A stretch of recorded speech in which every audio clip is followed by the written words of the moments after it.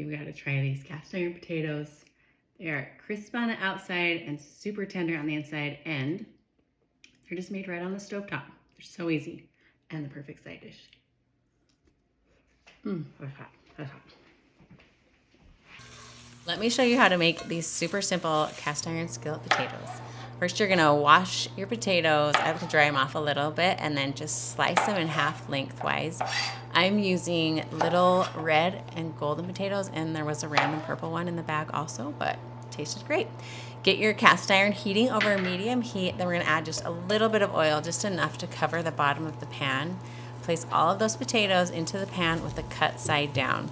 So this is gonna brown up the cut side. It's going to be crispy and toasty and delicious. I like to season them with a little bit of sea salt, black pepper, garlic powder, and onion powder. Then we'll place a lid over the cast iron pan. Let them cook for about 10 minutes until they become nice and golden brown. They will release easily from the pan when they become nice and crisp. So just flip them over. We're going to season them again with salt, pepper, garlic powder, onion powder.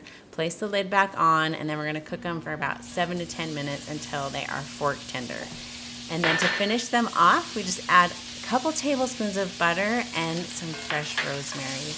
Just toss that with those potatoes. It's going to add a ton of flavor.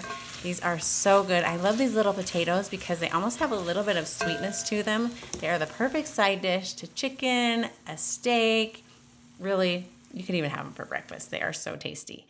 Find the full recipe details at feedingyourfam.com. Enjoy!